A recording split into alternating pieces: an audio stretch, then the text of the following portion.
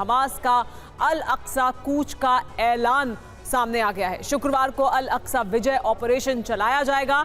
यरूशलेम में अरब यहूदियों की झड़प भी हुई है। इस वक्त की बड़ी खबर, यरूशलेम में अरब और यहूदियों के बीच झड़प हुई है। कूच किया जाएगा, यानी अल अक्सा विजय ऑपरेशन को शुक्रवार को शुरू कर दिया जाएगा। एक और बड़ी खबर आपको बता दें, इजराइल का ग्राउंड ऑपरेशन शुरू हो गया है। इजराइल ने गाजा की सीमाएं सील कर दी हैं। गाजा में आज रात बड़ा ऑपरेशन इजराइल द्वारा चलाया जाएगा। एक और बड़ी खबर जो युद्ध के मैदान से आ रही है वो ये कि इजराइल हमास जंग में एटमी टर्न भी आ सकता है। गाजा पर टैक्टिकल न्यूक्लियर हमले की आशंका बढ़ गई है और इजरायली सांसद की एटमी हमले की मांग भी सामने आ चुकी है, यानी मांग की जा रही है इजराइल से कि इस तरह के हमले किए जाएं।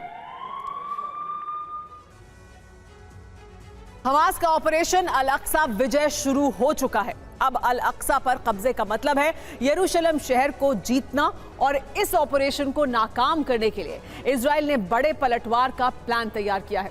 इस पलटवार में नैतिक अनैतिक कोई सीमा नहीं होगी। इजरायली सेना को कोई भी कदम उठाने की छूट है। सबसे बड़ी बात यह है कि इजराइल ने ऐलान कर दिया है कि हमास पर सबसे शक्तिशाली हथियारों से हमला होगा। आशंका बढ़ गई है कि इजराइल गाजा पट्टी पर टैक्टिकल न्यूक्लियर हमला भी कर सकता है। इन खतरों के संकेत भी मिलने शुरू हो गए हैं।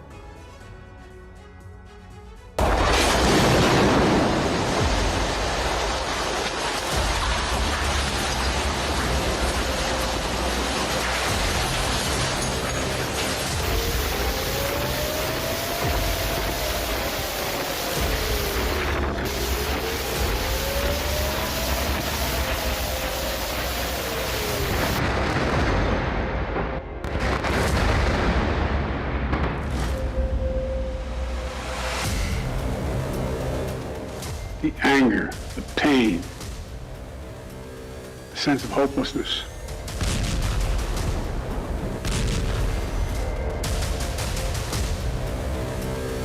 जिस क्रोध का जिक्र व्हाइट हाउस के पोडियम से अमेरिका के राष्ट्रपति ने किया है, इजराइल के सीने में वो लावा बनकर धधक रहा है और गाजा पट्टी पर बरस रहा है।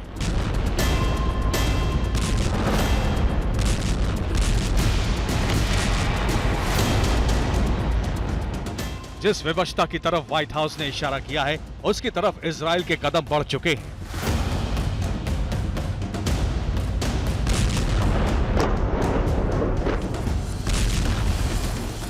इजराइल की तरफ से परमाणु हमले का अंदेशा बढ़ता जा रहा है, क्योंकि अब तक इजराइल पर इतने बड़े हमले हमास ने नहीं किए।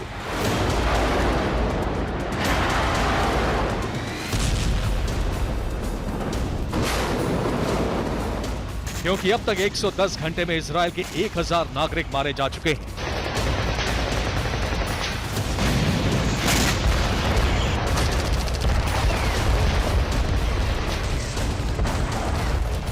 क्योंकि दूसरे विश्व युद्ध के बाद इतिहास में ऐसा नहीं हुआ कि इजराइल को इतने नागरिक गंवाने पड़े।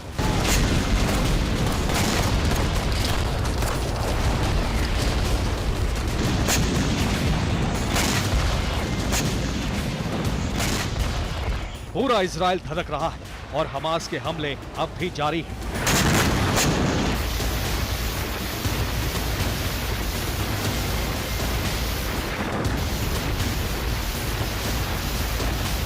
इस समय सेजरॉट में है और एक बार फिर से यहाँ पर अटैक किए गए हैं। और अगर आप देखें कि अभी फोर्सेज के साथ में मौजूद थे जहाँ पर ये अटैक किए गए हैं, और देखिए कुछ जगहों को जिनको अटैक किया गया है वहाँ पर रेजिडेंशियल भी लोग बाहर आए हैं और अभी मोटे तौर पर इस रेजिडेंशियल एरिया को टारगेट किया गया है। फोर्सेज के साथ हम यहाँ मौजूद है। रॉकेट से कई जगहों पर, मल्टीपल जगहों पर अटैक हुए हैं। इजराइल पर बरसती विनाश की आग थम नहीं रही। मकान जल रहे हैं, नागरिक मारे जा रहे हैं।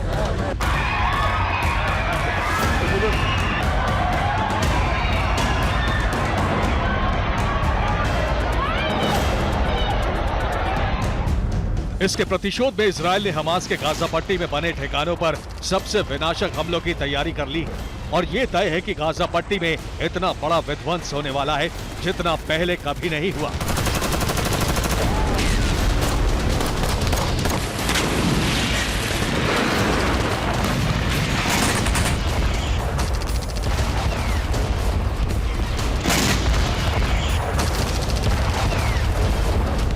10 अक्टूबर को तेल अवीव में नेशनल सिक्योरिटी को लेकर एक महत्वपूर्ण मीटिंग हुई, जिसमें खुद प्रधानमंत्री नेतन्याहू, इसके अलावा डिफेंस मिनिस्टर और कई सैन्य अधिकारी भी मौजूद रहे। इस बैठक के बाद इजरायल के रक्षा मंत्री ने स्पष्ट कहा कि अब इजरायली सेना पर किसी भी तरह का अंकुश नहीं होगा और गाजा जो 7 अक्टूबर से पहले था वैसा अब नहीं रहेगा।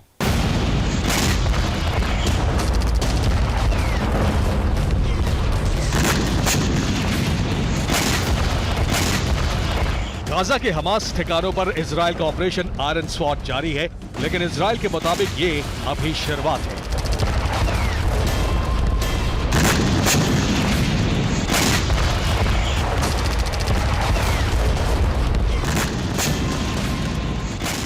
क्योंकि इजरायल सरकार के 2 बयान ऐसे हैं जिनसे परमाणु हमले की आशंकाएं बहुत ज्यादा बढ़ गई हैं।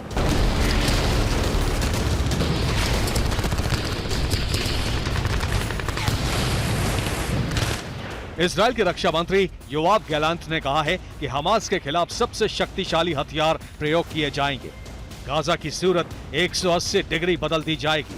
और दूसरा बयान इजरायल की एमपी टैली गोटलिब ने दिया है। गोटलिब ने कहा है कि दुश्मन पर निडर होकर परमाणु हमले किए जाएं।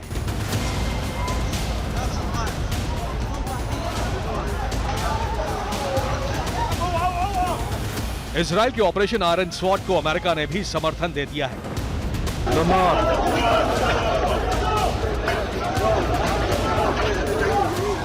Like every nation in the world, Israel has the right to respond, indeed has a duty to respond to these vicious attacks.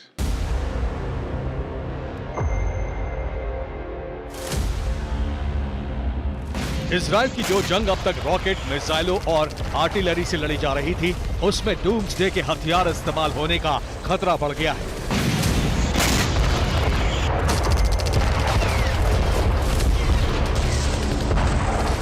Israeli संसद के बयान के बाद सवाल यह है कि क्या इजरायल के पास परमाणु हथियार हैं? तो खुफिया रिपोर्ट के आधार पर इसका जवाब है हाँ।